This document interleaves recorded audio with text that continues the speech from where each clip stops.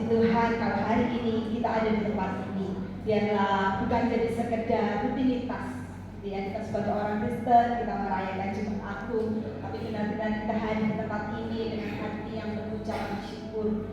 Kita merasakan betapa kasih Allah dalam kehidupan kita, betapa Allah begitu mengasihi kita. Bahkan saat kita, firman Tuhan katakan Allah menyerahkan dirinya bukan karena kuasa siapapun, tapi Dia menyerahkan dirinya karena tidak ada satu kuasa pun yang bisa menyentuh Tuhan Yesus Allah kita. Dia Raja dan Raja, tapi firman Tuhan katakan Dia menyerahkan dirinya untuk mati di kayu salib untuk ganti kita semua.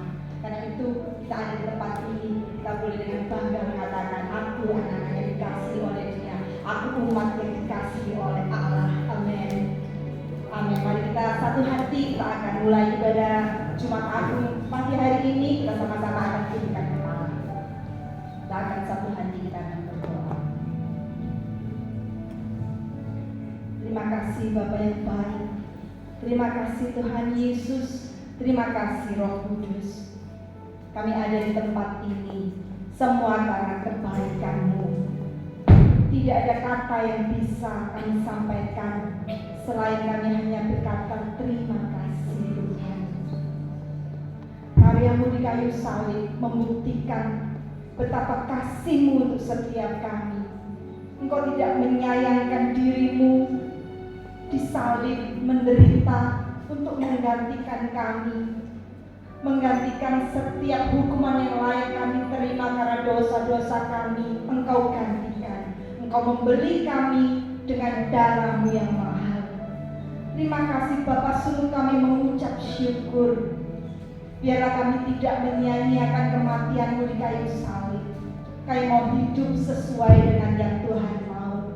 Karena kami sadar hidup kami bukan milik kami lagi. Karena kami sudah lunas dibayar. Hidup kami adalah milik-Mu. Kami hidup untuk menyenangkan Engkau Bapa. Terima kasih Tuhan, terima kasih. Sebentar kami akan mulai ibadah kami. Kami percaya Engkau hadir di tengah kami Allah Roh Kudus. Beracaralah, bekerjalah sesuai dengan yang Tuhan mau. Biarlah Tuhan mengingatkan kami betapa kasih-Mu yang luar biasa. Nyawa pun Engkau berikan. Apalagi yang lain dalam hidup ini. Tidak ada yang perlu kami khawatirkan asal Engkau ada di dalam kami. Asal kami ada di pihak-Mu Tuhan. Terima kasih Bapa, terima kasih. Kami serahkan ibadah kami hari ini dari awal, pertengahan sampai akhir dalam pimpinan-Mu Roh Kudus. Biarlah suasana surga ada di tengah kami. Kami boleh merasakan hadirat-Mu. Engkau disenangkan oleh setiap pujian dan penyembahan kami. Kami berdoa untuk setiap rekan-rekan kami yang masih dalam perjalanan. Tuhan sertai sampai di tempat ini dengan tidak kurang suatu apapun untuk bersama-sama menyenangkan hati-Mu. Kalau masih ada kuasa-kuasa kegelapan yang ingin mengganggu jalannya ibadah kami Bapa, kami satukan hati kami. Kami mau usir, hancurkan di dalam nama Tuhan Yesus Kristus. Kami hanya mau izinkan Engkau Allah Roh Kudus bertahta di tengah-tengah kami, bertahta di dalam kehidupan kami. Terima kasih Bapa, terima kasih. Kami akan mulai ibadah kami di dalam nama Tuhan Yesus Kristus. Haleluya. Amin.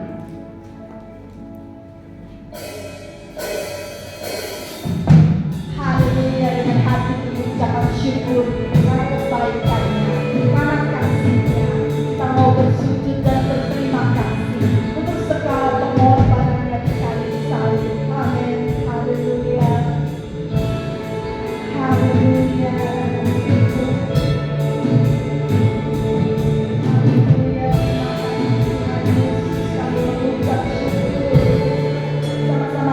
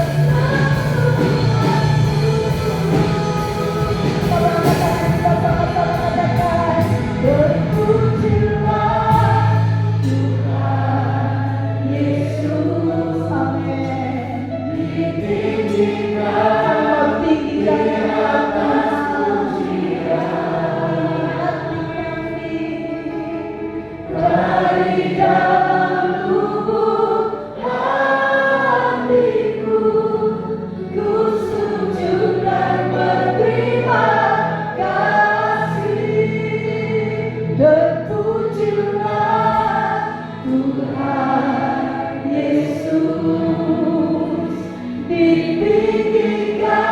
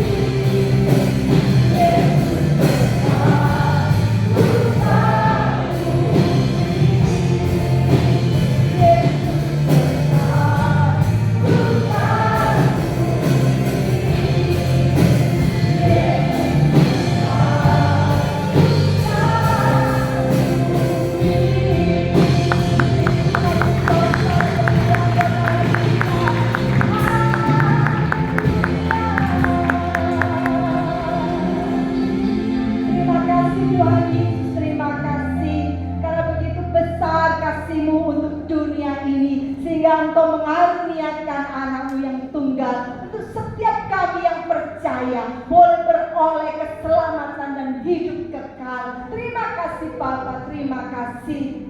Kami mau berikan segenap hidup kami untuk Engkau, untuk menyenangkan hati-Mu. Biarlah Tuhan, karya-Mu di kayu salib boleh kami responi sebagai satu iman kami bahwa kami akan hidup sesuai dengan yang Tuhan mau. Terima kasih Bapa, terima kasih. Kami mengucap syukur buat segala kebaikan-Mu. Haleluya.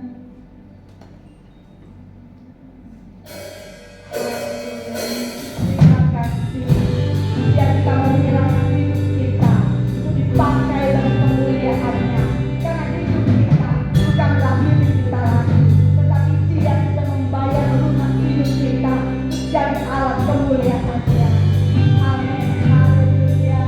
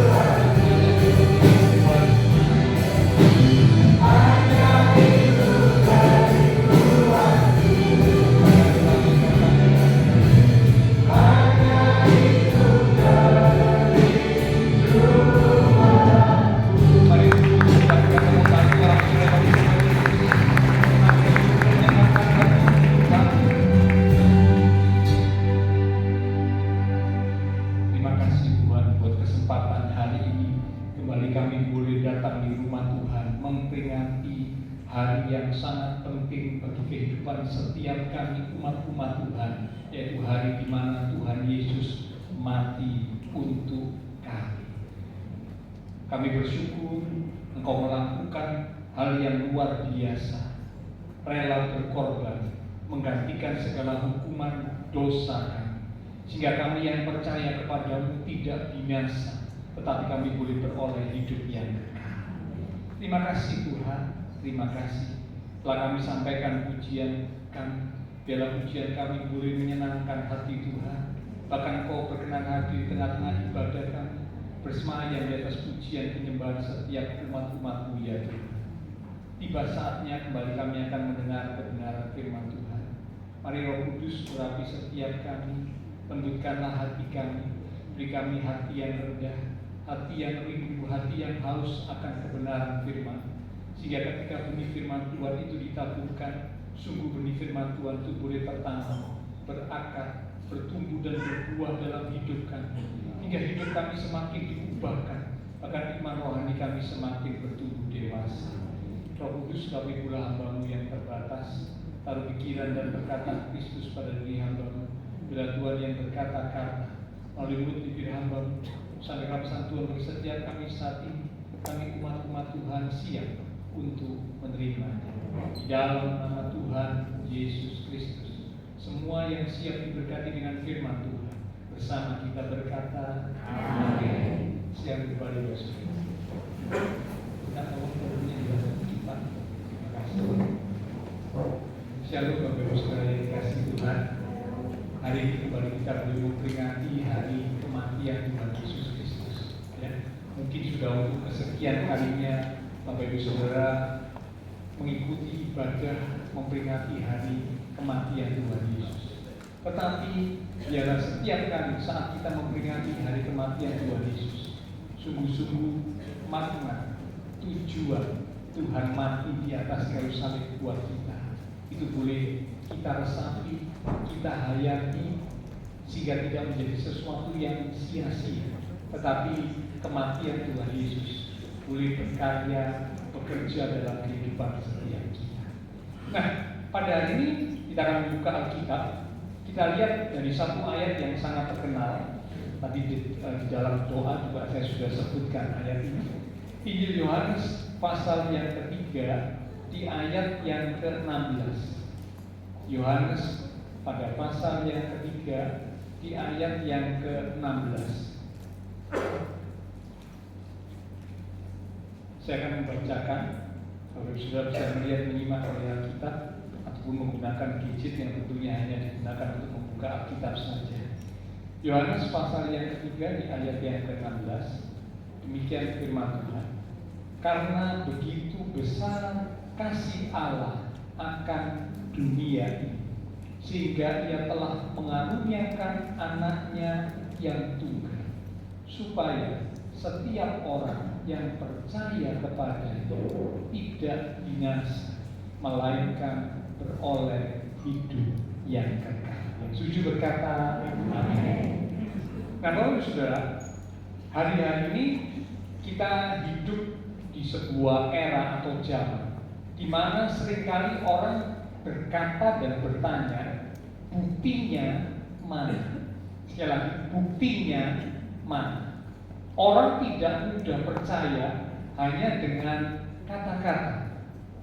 Ya, sekali lagi, kita hidup di sebuah era atau di sebuah zaman di mana orang seringkali bertanya, buktinya mana? Atau mana buktinya? Orang tidak lagi percaya hanya dengan kata-kata. Contoh, dalam sebuah relasi atau sebuah hubungan, ya, orang berkata, kalau kamu memang mengasihi saya, buktikan. Jangan cuma berkata, tapi buktikan kalau kamu memang mengasihi saya. Itu dalam membangun sebuah hubungan. Dalam dunia kerja juga sama. Banyak orang menuntut bukti. Kalau kamu memang mampu, tunjukkan, buktikan hasilnya. Jangan cuma ngomong rencananya begini, planningnya begini, tapi buktinya, hasilnya tidak pernah ada. Hanya sebuah kata-kata belaka, hanya sebuah janji saja, tetapi buktinya tidak ada. Nah, kita hidup di dalam situasi keadaan zaman yang seperti itu. Banyak orang yang sekarang memang ingin menuntut bukti. Mana buktinya?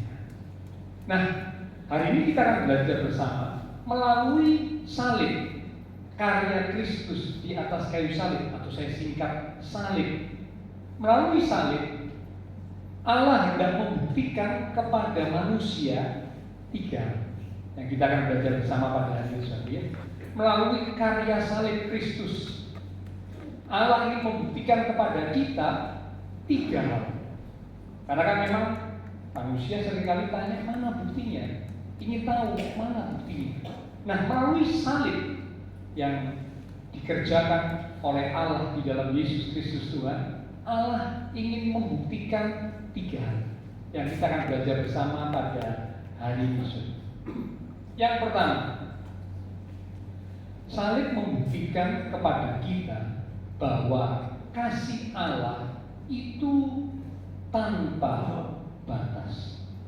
Sekali lagi, salib membuktikan kepada kita. Tolong Pak, bisa volumenya ditambah sedikit Pak Jokowi. Terima kasih. Salib membuktikan kepada kita bahwa kasih Allah itu adalah kasih yang tanpa batas. Memang kasih Allah itu tidak terukur, tidak terhitung, tidak terbilang, tanpa batas. Banyak orang berpikir, kalau Allah memang mengasihi saya, mengapa keadaan hidup saya seperti ini? Saya susah, saya menderita, saya menghadapi, melewati berbagai macam hal dalam kehidupan ini. Kalau memang Tuhan peduli kepada saya, kenapa doa-doa saya juga belum dijawab? Pertanyaan-pertanyaan ini sempat muncul dalam hati umat Tuhan. Mereka meragukan akan kasih Allah karena melihat keadaan hidupnya. Alkitab tidak pernah menunjuk kepada keadaan sebagai bukti dari kasih Allah. Saya ulang dulu ya. Alkitab memang tidak pernah menunjuk kepada keadaan sebagai bukti dari kasih Allah. Tokoh-tokoh Alkitab, kalau Bapak Ibu baca kisah para tokoh Alkitab, di dalam Alkitab mereka itu juga mengalami berbagai macam hal, tantangan, penderitaan, kesulitan, mereka alami. Kalau mereka juga berpikir seperti umat-umat Tuhan hari ini berpikir, kalau memang Allah mengasihi, mengapa keadaan hidup saya seperti ini? Mereka juga akan jadi meragukan kasih Tuhan, kasih Allah, jadi diragukan. Nah, buktinya kok banyak kesulitan, banyak pergumulan, banyak penderitaan, banyak tantangan dialami oleh tokoh-tokoh Alkitab, sehingga akhirnya mereka jadi meragukan akan kasih Tuhan. Tetapi sesungguhnya Alkitab hendak menunjukkan kasih Tuhan tidak diukur dari keadaan hidup kita, tetapi kasih Tuhan diukur, dilihat dan dibuktikan melalui salib atau karya salib Kristus. Tadi Yohanes pasal 3:16 dikatakan Allah mengaruniakan anaknya yang tunggal, Yesus Kristus. Allah tidak menahan yang paling berharga. Anak yang tunggal tentu ini bicara tentang sesuatu yang paling berharga. Allah tidak memberikan sisa, Allah memberi yang terbaik, yaitu anaknya yang tunggal. Kalau Bapak Ibu Saudara memiliki anak, ya jangan lagi tunggal, lebih dari satu, mungkin 2, 3, 4. Tiba-tiba ada seseorang minta, aku minta satu anakmu ya, aku ambil jadi anakku, atau aku ambil jadi orang yang membantu aku bersama aku minta satu ya. Wah, Saya percaya orang tua akan keberatan. Walaupun anaknya lebih dari satu, saya akan berkata, oh nggak bisa. Ini anak saya, ini darah daging saya, tidak akan saya berikan kepada Anda. Apalagi kalau diminta untuk dipersembahkan, diminta untuk dikorbankan, diminta untuk mati. Wah, tentu tidak. Tentu kita sangat menolak. Nggak ada orang tua yang dengan rela memberikan anaknya, padahal anaknya bukan anak tunggal. Nah, kalau anaknya anak tunggal, lebih berat lagi. Anak satu-satunya, ya, semata wayang, dimintanya bukan untuk jadi diangkat anak, tapi diminta untuk dipersembahkan sebagai korban mati. Tentu ini sesuatu hal yang sangat berat. Tetapi Allah telah melakukannya. Dia memberikan yang paling berharga, yaitu anaknya yang tunggal, Yesus Kristus. Allah memberi yang terbaik untuk manusia. Anaknya yang tunggal, Yesus Kristus, diberikan kepada manusia. Kasih manusia seringkali adalah kasih yang bersyarat. Ya, kalau kita bercermin pada diri kita sendiri, ya, kasih manusia seringkali adalah kasih yang bersyarat. Saya mau mengasihi kamu jikalau kamu baik kepada saya, jikalau kamu menguntungkan saya, jikalau kamu juga mengasihi saya, baru saya mau mengasihi kamu. Tapi jikalau kamu tidak menguntungkan saya, tidak baik kepada saya, tidak mengasihi saya, maka sulit buat seseorang untuk mengasihi orang yang berkondisi seperti itu. Karena apa? Kasih manusia bersyarat, tetapi kasih Allah adalah kasih yang tidak bersyarat. Allah mengasihi manusia saat manusia masih ada dalam keadaan berdosa. Allah mengasihi manusia saat manusia ada dalam kondisi jauh dari Allah, dalam kondisi tidak layak, tidak berkenan di hadapan Allah. Allah sudah lebih dahulu mengasihi manusia. Nah, Bapak Ibu Saudara, ini adalah sebuah bukti bahwa Allah mengasihi kita melalui karya salib. Anaknya yang tunggal diberikan menjadi korban di atas kayu salib. Jadi yang pertama, salib menunjukkan kepada kita, salib membuktikan bahwa kasih Allah adalah kasih yang tanpa batas. Siap berkorban, siap untuk memberi, tidak pernah menuntut. Itulah kasih Allah. Nah, kita umat Tuhan juga diharapkan belajar dari kasih Allah, supaya apa? Kita bisa mempraktekkan. Tapi kalau mau jujur, memang masih belum seperti itu. Ya, saya pun kalau jujur, saya mengaku masih belum. Kadang-kadang kasih manusianya lebih kuat, kasih manusianya lebih dominan. Padahal diharapkan kita umat Tuhan dipenuhi dengan kasih Allah, sehingga dengan kasih Allah itu kita bisa belajar mengasihi yang lain. Kasih tanpa syarat, kasih tidak melihat keadaan atau situasi, itulah kasih Allah. Ya, jadi yang pertama, salib membuktikan kepada kita bahwa kasih Allah adalah kasih yang tanpa batas. Kalau anaknya tidak disayangkan, diberikan kepada kita, apalagi segala perkara yang lain. Kalau dalam kehidupan ini Bapak Saudara mungkin membutuhkan sesuatu, ya, karena memang ada banyak hal yang kita butuhkan saat kita menjalani kehidupan di dunia ini.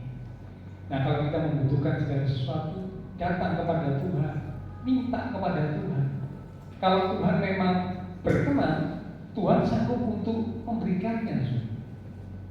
Kalau nyawa anaknya yang tunggal tidak disayangkan, diberikan kepada kita, apalagi segala perkara yang lain.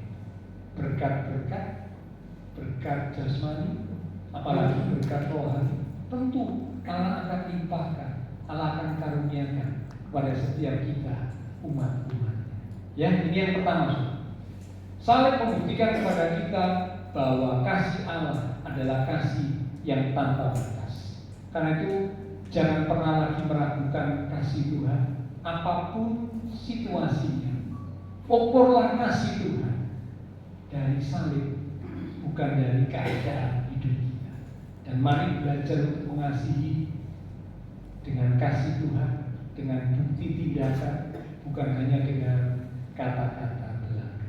Yang kedua, salib membuktikan kepada kita bahwa dosa itu adalah hal yang serius. Saya ulang, salib membuktikan kepada kita bahwa dosa itu adalah hal yang serius.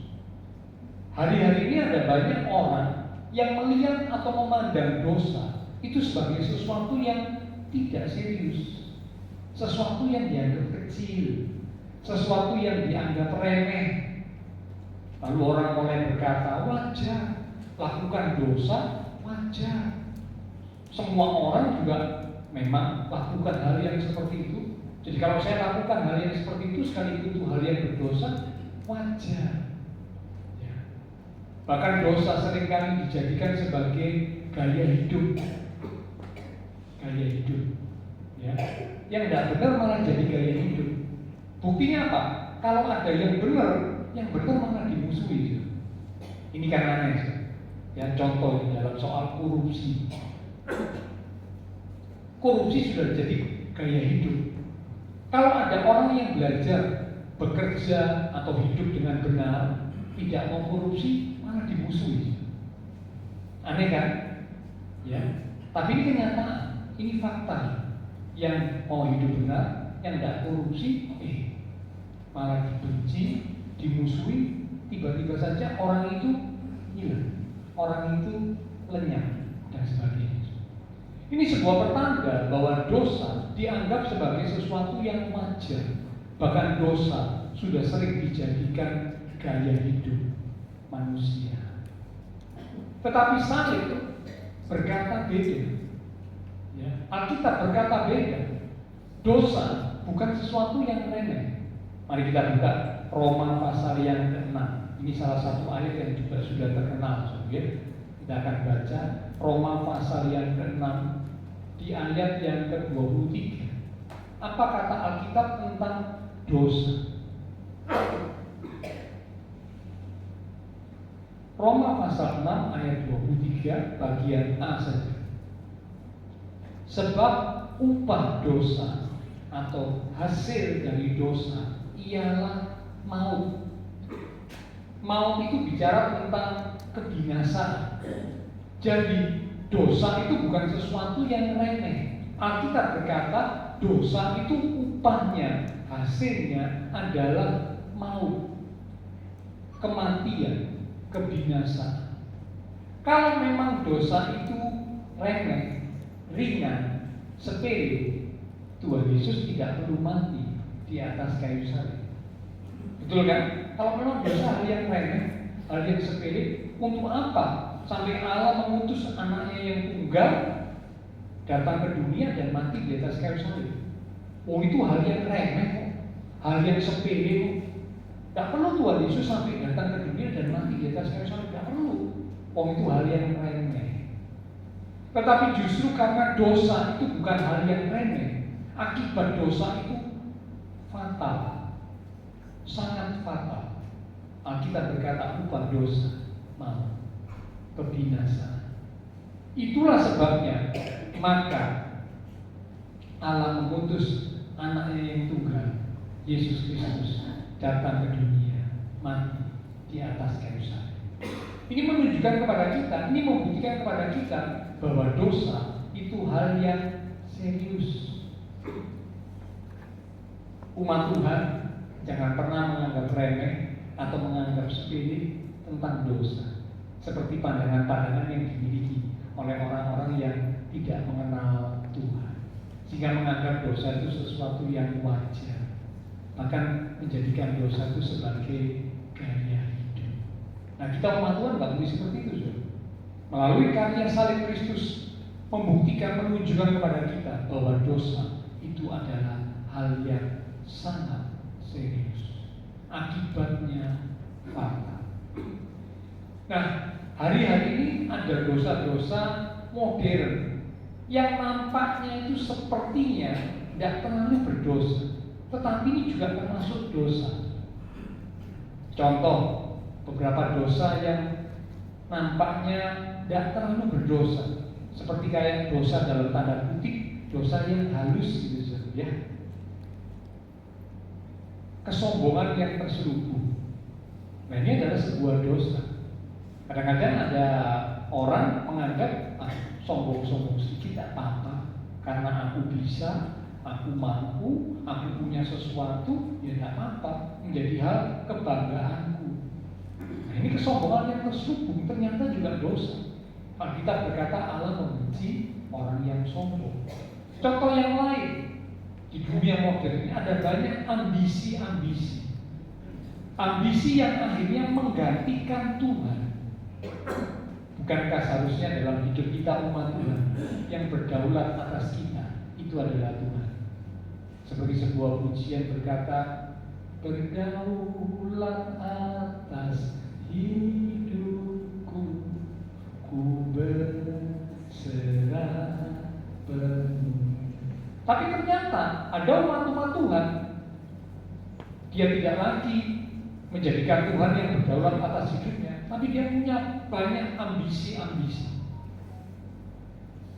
Cita-cita, keinginan tidak salah, tetapi ketika cita-cita, keinginan itu terlalu kuat, menjadi sebuah obsesi, ambisi yang sangat amat, akhirnya menggantikan Tuhan.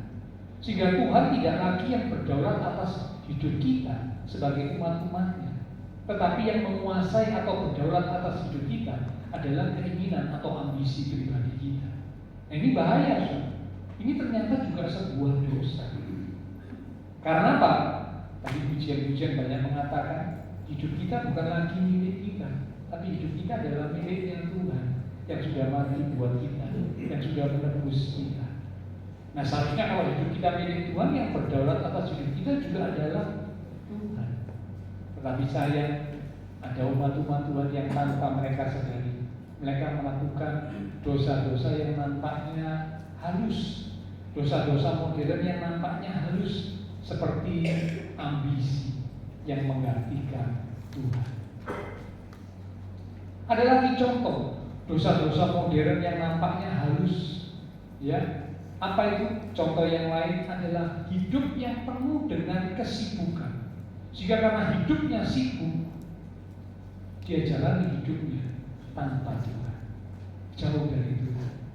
Hari-hari ini kan memang saudara ya, dalam kehidupan yang seperti ini banyak orang yang semakin sibuk. Ya memang kalau mau jujur, siapa orang yang gak sibuk? Tidak ada. Ya, semua orang pasti punya kesibukan. Nah, umat-umat Tuhan yang tidak waspada, ketika mereka sibuk, tanpa mereka sadari mereka mulai menjauh dari Tuhan. Hatinya, hidupnya mulai menjauh dari Tuhan. Nah, ini bahaya, saudara. Ini adalah sebuah dosa di hadapan Tuhan. Sepertinya tidak terlihat jahat, tetapi tanpa disadari menjauh dari Tuhan. Ingat, upah dosa adalah maut. Tidak ada dosa yang bisa dianggap remeh. Kalau itu dosa, sekalipun nampaknya sesuatu yang sepele, tapi tetap dosa, dan hasil dosa adalah maut atau kebinasaan. Karena itu mari jangan kompromi dengan dosa. Miliki hati yang peka terhadap dosa. Jika kalau ada sebuah kesalahan, hati kita bisa peka, bisa merasa, aduh, aku sudah melakukan kesalahan. Mungkin tanpa aku sadari, karena apa yang aku bisa lakukan, apa yang aku bisa miliki, aku mulai berbangga diri. Peka, ampuni aku Tuhan. Sadar, bertobat, minta ampun kepada Tuhan. Ataupun mungkin tanpa kita sadari kita punya ambisi yang begitu kuat, sehingga akhirnya kita nggak peduli lagi dengan apa yang Tuhan mau. Padahal hidup kita adalah miliknya Tuhan. Tuhan yang berdaulat atas hidup kita. Begitu hati kita peka akan hal seperti itu, kita sadar, Tuhan ampuni aku. Bila aku kembali menjadikan Engkau Allah yang berdaulat atas hidupku. Ataupun kesibukan yang membuat kita tanpa kita sadari jauh dari Tuhan.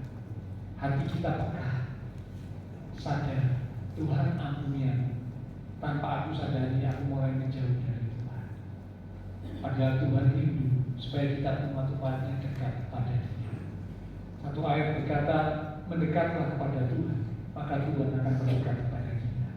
Kalau kita rindu mendekat kepada Tuhan, Tuhan pasti menerima kita. Tuhan tidak pernah menolak umat atau anaknya yang datang mendekat kepada-Nya. Dan kalau kita berkata hanya dekat Allah saja aku tenang. Kalau Bapak Ibu Saudara dan saya rindu untuk mengalami hidup yang tenang, hanya dekat Tuhan. Hari ini banyak orang yang bingung ya, dengan situasi yang terjadi, perang di Timur Tengah yang membawa dampak kepada bukan hanya negara-negara di Timur Tengah, tetapi sampai pada semua negara di dunia ini, termasuk Indonesia. Ya, kemarin waktu menjelang akhir bulan, biasanya kan awal bulan itu ada perubahan harga BBM. Jadi banyak orang yang kebingungan, karena ada isu BBM mau naik, ya, pasokan BBM ke Indonesia terhalang, sehingga BBM itu persediaannya menipis, dan karena menipis sangat mungkin harga BBM jadi naik atau melambung cukup tinggi. Nah, kalau harga BBM naik, bukan cuma sekedar untuk mengisi bensin kendaraan kita, tetapi tentu berdampak pada banyak hal. Harga barang-barang pasti ikut naik, karena semua barang-barang itu dikirim atau didistribusikan juga dengan menggunakan BBM. Nah, kalau harga barang-barang melambung, wah, tentu akan semakin sulit kehidupan manusia. Harga barang belum naik saja sudah cukup berat keadaannya, apalagi kalau harga barang melambung tinggi, semakin sulit. Wah, bagaimana ini? Ya. Nah, hidup yang semakin sulit seringkali membuat umat Tuhan akhirnya tanpa sadar jauh dari Tuhan. Mari datang mendekat kepada Tuhan, karena hanya dekat Tuhan ada ketenangan. Kalau kita membawa hati dan hidup kita dekat Tuhan, ketenangan yang dari Tuhan ada dalam hidup kita, maka menjalani hidup ini meskipun melewati berbagai macam hal, kita bisa tenang karena Tuhan ada bersama kita. Ya, jadi yang kedua, saling membuktikan kepada kita bahwa dosa itu sesuatu hal yang serius. Jadi sekecil apapun dosa yang mungkin dianggap oleh manusia remeh atau sepele, tapi Alkitab berkata upah dosa itu maut.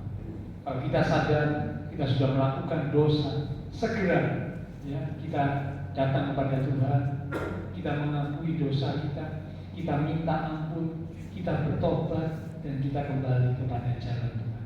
Karena dosa itu adalah sesuatu yang sangat serius. Yang ketiga, yang terakhir. Jadi yang pertama, saling membuktikan kepada kita bahwa kasih Allah itu adalah kasih yang luar biasa, kasih yang tidak terbatas, ya, kasih yang tidak ternilai, tidak terbatas. Yang kedua, saling membuktikan kepada kita bahwa dosa itu adalah sesuatu yang serius, sehingga kita umat Tuhan tidak boleh main-main dengan dosa. Yang ketiga, yang terakhir, saling membuktikan kepada kita bahwa jalan menuju keselamatan sudah dibuka. Sekali lagi, jalan menuju keselamatan sudah dibuka. Ini kabar yang luar biasa. Melalui karya salib Kristus, salib tidak hanya berbicara tentang penderitaan. Memang di kayu salib ada penderitaan. Tuhan Yesus waktu disalibkan, penderitaan demi penderitaan dialami. Namun salib tidak hanya berbicara tentang penderitaan, tetapi salib juga berbicara tentang penebusan. Kristus mati di kayu salib menebus Bapak Ibu Saudara dan saya, manusia yang berdosa, sehingga jalan menuju kepada keselamatan untuk kita orang berdosa itu sudah dibuka, sudah disediakan oleh Allah. Tuhan Yesus mati menggantikan kita. Hukuman kita ditanggung oleh Tuhan Yesus. Dosa kita dipikul oleh Tuhan Yesus.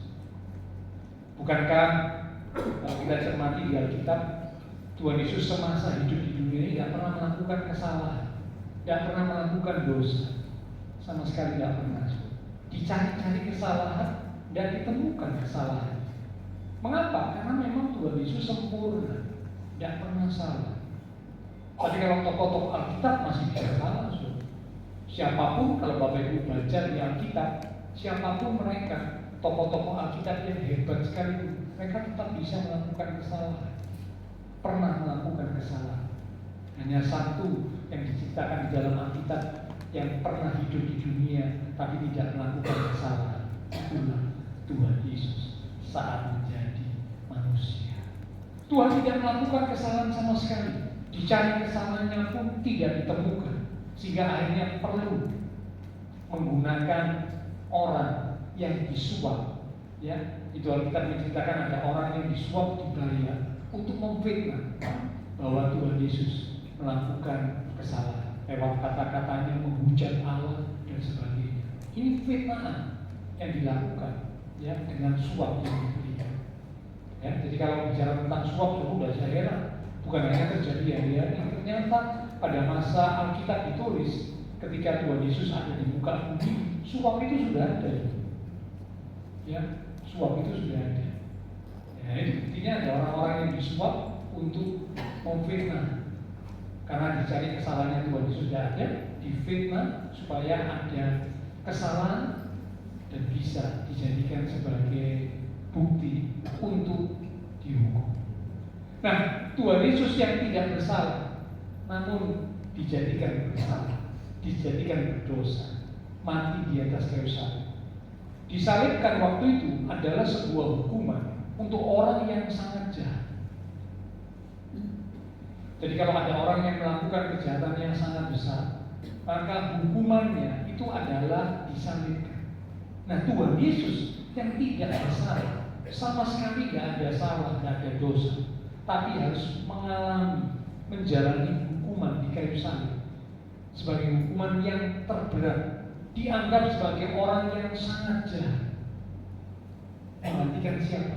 Menggantikan dosa kita, dosa saya, dosa Bapak Ibu Saudara. Ya. Nah, jadi ini menunjukkan kepada kita bahwa kita umat-umat Tuhan yang percaya kepada Tuhan Yesus, jalan untuk menuju kepada keselamatan sudah disediakan, sudah dibuka melalui karya salib Kristus. Karena itu, mari kita umat-umat Tuhan melalui peringatan kematian Tuhan Yesus, tingkatkan iman percaya kita sepenuhnya kepada Tuhan. Meskipun melewati berbagai macam hal, jangan pernah iman kita goyah. Tetap berpegang teguh kepada iman keyakinan kita akan Tuhan Yesus Kristus sebagai Tuhan dan Juru Selamat kita satu-satunya. Hanya Tuhan Yesuslah jalan yang menuju kepada kebenaran dan kehidupan. Karena kita berkata di Yohanes 14 ayat yang ke-6, hanya Tuhan Yesus yang berkata, akulah jalan, kebenaran, dan hidup. Tidak ada orang yang berani berkata seperti itu, siapapun dia. Tokoh-tokoh yang lain pun tidak ada yang berani berkata begitu. Tapi hanya Tuhan Yesus yang berani berkata, akulah jalan, kebenaran, dan hidup. Artinya Tuhan bilang, aku ini menjadi jalan. Aku ini sendiri adalah jalan untuk membawa orang yang percaya kepadaku menuju kepada kebenaran dan kehidupan.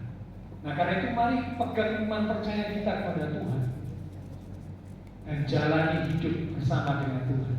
Maka Bapak Ibu Saudara dan saya ada kepastian, ada sebuah jaminan keselamatan. Karena keselamatan, jalan menuju keselamatan sudah dibuka melalui karya salib Kristus. Ya. Nah, jadi sekarang Bapak Ibu Saudara, pertanyaan yang boleh muncul dalam hati dan pikiran kita bukan lagi apakah Allah mengasihi saya, bukan lagi seperti itu. Ya, meskipun kita mengalami sesuatu, jangan lagi muncul pertanyaan dalam hati kita, apakah Allah mengasihi saya, apakah Allah mempedulikan saya. Jangan lagi muncul pertanyaan seperti itu. Tapi pertanyaan yang selanjutnya muncul dalam hati kita adalah, apakah respon saya, apakah tanggapan saya terhadap kasih Allah yang luar biasa? Itu yang penting. Sehingga hanya dengan pertanyaan yang seperti itu akan membuat Bapak, Ibu, Saudara saya bisa mengintrospeksi diri kita masing-masing. Ya, oh ternyata respon tanggapan saya terhadap kasih Allah masih kurang, masih belum, masih jauh dari yang seharusnya. Karena seringkali tanpa kita sadari kita acuh tak acuh terhadap kasih Allah, ataupun kita mungkin menganggap remeh kasih Allah. Tadi pagi hari ini lewat peringatan kematian Tuhan Yesus, kita boleh bertanya kepada diri kita masing-masing, apa respon saya terhadap kasih Allah yang luar biasa. Sehingga dengan demikian akhirnya kita boleh berkata, Tuhan, aku mau belajar untuk mengasihi lebih lagi. Seperti tadi pujian berkata, menyenangkan hati Tuhan, memuliakan Tuhan. Ya, kita akan datang kepada Tuhan. Silakan para pelayan mimbar, para pelayan pertemuan kudus, kita siapkan hati kita untuk sebentar kita akan bersekutu dengan tubuh dan darah Tuhan. Lewat satu pujian kita katakan, kasih-Mu Tuhan sungguh tiada duanya.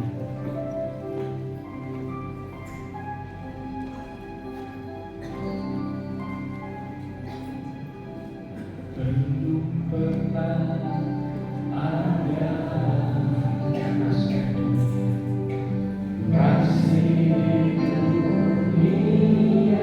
Silakan para pelayan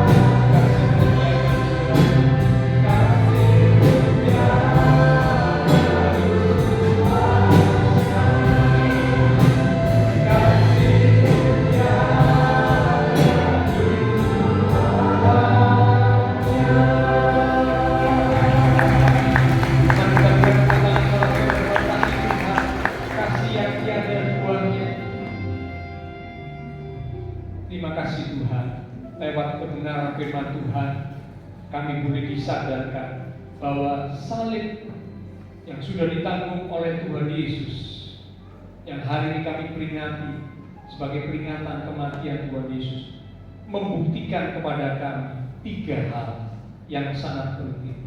Yang pertama, salib membuktikan bahwa kasih Allah itu tidak terbatas. Kasih yang sungguh besar, rela dan siap untuk berkorban. Ketika kami masih berdosa, Tuhan Yesus mengasihi kami lebih dahulu. Allah mengirimkan anaknya yang tunggal datang ke dunia, menggantikan hukuman atas dosa, sehingga kami boleh ditebus, diselamatkan. Bahkan melalui salib membuktikan kepada kami bahwa dosa itu adalah sesuatu yang serius, sehingga kami umat-umat Tuhan tidak boleh menganggap remeh, menganggap sepele akan dosa. Kalau kami sadar kami sudah melakukan dosa, biarlah kami segera datang merendahkan diri di hadapan Tuhan, meminta ampun, bertobat, dan kembali ke jalan yang benar. Seperti pagi ini Tuhan, sebentar kami umat-umat Tuhan akan bersekutu dengan tubuh dan darah Tuhan dalam perjamuan kudus. Sebelum kami masuk dalam persekutuan dengan tubuh dan darah Tuhan, kami introspeksi diri kami. Segala dosa-dosa, kesalahan yang sudah kami lakukan, mungkin di mata manusia dianggap sesuatu yang kecil, dosa kecil, dosa remeh. Namun Alkitab berkata upah dosa adalah maut. Karena itu kami tidak mau menyimpan dosa. Kami tidak mau membiarkan hidup kami terus ada dalam dosa. Pagi ini Tuhan, kami datang merendahkan diri di hadapan Tuhan. Kami memohon pengampunan Tuhan. Ampuni Tuhan akan segala dosa kesalahan yang sudah kami perbuat, baik lewat tindakan kami, baik lewat kata-kata kami, baik lewat pemikiran kami yang tidak berkenan di hadapan Tuhan. Pagi hari ini dengan hati yang rendah di hadapan Tuhan, kami mohon pengampunan-Mu ya Tuhan. Ampuni kami akan segala dosa kesalahan yang telah kami perbuat ya Tuhan. Dan kami percaya ketika kami mohon pengampunan dengan penuh kesungguhan, Engkau Allah yang setia dan adil. Engkau berjanji untuk mengampuni kami dari segala dosa kami dan menguduskan, menyucikan kami lewat karya salib Kristus. Kami boleh dikuduskan, disucikan, dilayakkan untuk sebentar kami boleh bersekutu dengan tubuh dan darah Tuhan dalam perjamuan kudus. Engkau mengurapi hamba-hamba-Mu yang akan melayani. Bahkan setiap kami umat-umat Tuhan, biarlah dengan hati yang siap, hati yang terbuka, kami boleh menerima tubuh dan darah Tuhan yang kudus dan siap untuk bersekutu dengan tubuh dan darah Tuhan yang kudus. Terima kasih Tuhan. Kami akan menerima tubuh dan darah Tuhan. Dalam nama Tuhan Yesus Kristus kami sudah berdoa. Amin. Sementara itu dengan darah-Mu Kau tebus dosaku, dengan nyawa-Mu Kau tukar hidupku. Kini aku sepenuhnya milik-Mu. Aku sekarang dengan darah-Mu, dengan darah-Mu Kau tebus dosa.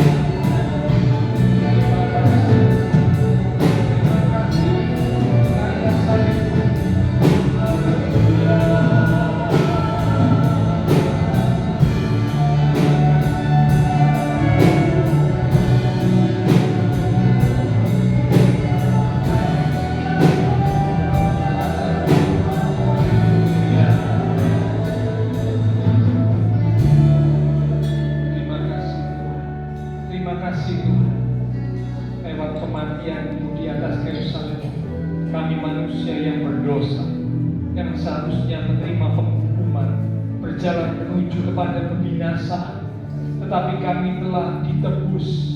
Hukuman dosa kami telah digantikan oleh Tuhan Yesus di atas kayu salib, sehingga kami boleh menerima jaminan, kepastian, keselamatan kalau kami sungguh-sungguh percaya kepada Tuhan Yesus. Karena Tuhan, dialah kami umat-umat Tuhan, mau sungguh-sungguh berpegang teguh kepada iman percaya kami kepada Tuhan Yesus. Apapun yang terjadi, sekali Tuhan Yesus, tetap Tuhan Yesus untuk selama-lamanya. Tidak ada satupun yang bisa memisahkan kami dari kasih Tuhan. Terima kasih Tuhan, kami telah menerima tubuh dan darah Tuhan. Kami percaya Engkau sudah memberkati roti dan anggur yang telah kami terima. Kami rindukan sungguh melalui persekutuan dengan tubuh dan darah Tuhan pada pagi hari ini. Iman setiap kami semakin diteguhkan. Kami boleh menjadi umat-umat Tuhan yang semakin kokoh, semakin kuat, semakin percaya, dan menaruh pengharapan kami hanya kepada Tuhan. Terima kasih Tuhan Yesus. Terima kasih. Dengan hati yang siap, pikiran yang tertuju kepada korban Tuhan Yesus di atas kayu salib, mari kita akan angkat roti yang adalah tubuh Tuhan lebih tinggi dari kepala kita. Kita akan mendengar firman Tuhan yang terambil dari 1 Korintus pada pasal yang ke-11 di ayat yang ke-23 mulai. Demikian firman Tuhan berkata, sebab apa yang telah kuteruskan kepadamu telah aku terima dari Tuhan, yaitu bahwa Tuhan Yesus pada malam waktu Ia diserahkan mengambil roti, dan sesudah itu Ia mengucap syukur atasnya. Ia memecah-mecahkannya dan berkata, inilah tubuhku yang diserahkan bagi kamu. Perbuatlah ini menjadi peringatan akan aku. Saudara, roti yang telah dipecah-pecahkan dan sebentar kita akan makan bersama-sama, bukankah ini adalah persekutuan dengan tubuh Kristus? Amin. Mari kita akan makan bersama-sama, katakan dengan iman dalam nama Tuhan Yesus Kristus. Haleluya.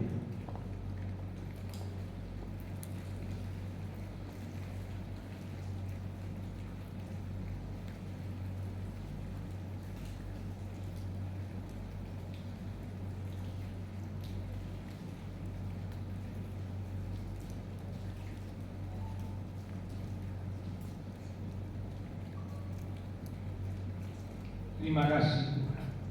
Terima kasih untuk persekutuan dengan tubuh-Mu, tubuh yang dihancurkan, mengalami penderitaan yang begitu hebat dan berat karena menggantikan segala hukuman kami. Terima kasih Tuhan. Terima kasih. Biarlah setiap kami umat-umat Tuhan menghargai dengan sungguh akan karya salib Kristus. Mari sekarang kita angkat cawan lebih tinggi dari kepala kita. Kembali kita akan dengar firman Tuhan. Demikian juga Ia mengambil cawan sesudah makan, lalu berkata, cawan ini adalah perjanjian baru yang dimeteraikan oleh darahku, darah perjanjian yang ditumpahkan untuk pengampunan dosa. Perbuatlah ini setiap kali kamu meminumnya, menjadi peringatan akan aku. Saudara, cawan yang telah kita mintakan berkat atasnya, dan sebentar kita akan minum bersama-sama. Bukankah ini adalah persekutuan dengan darah Kristus? Amin. Mari kita akan minum bersama-sama, katakan dengan iman dalam nama Tuhan Yesus Kristus. Haleluya.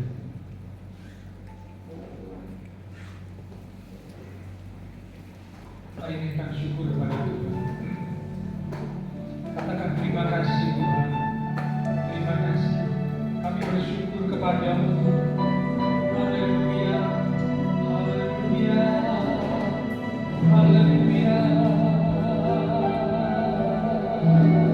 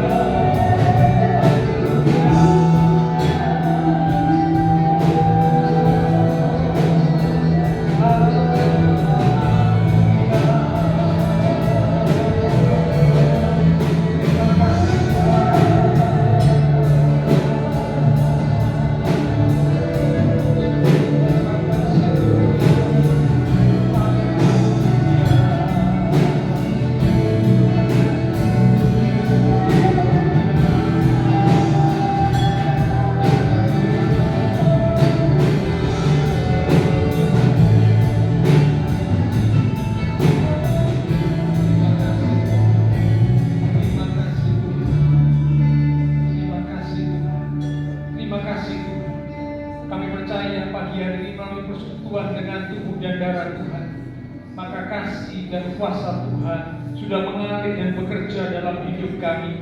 Sehingga kalau ada kami yang sakit, dengan iman kami berkata Tuhan menyembuhkan kami.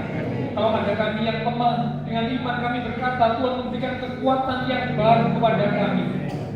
Bahkan kalau mungkin ada di antara kami sedang menghadapi tantangan masalah kesulitan, kami percaya Tuhan berjalan melangkah bersama dengan Tuhan. Kami sanggup menghadapi segala perkara. Kami cakap untuk menanggung segala perkara di dalam Tuhan. Dan Tuhan pasti memberikan kekuatan dan akhirnya memberikan kemenangan kepada setiap kami. Terima kasih Tuhan Yesus. Hamba berdoa untuk setiap umat-umat-Mu ya Tuhan. Engkau berkati setiap umat-Mu ya Tuhan.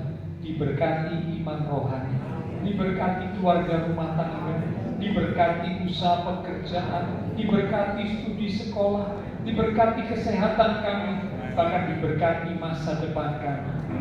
Ada di dalam tangan Tuhan. Terima kasih Tuhan.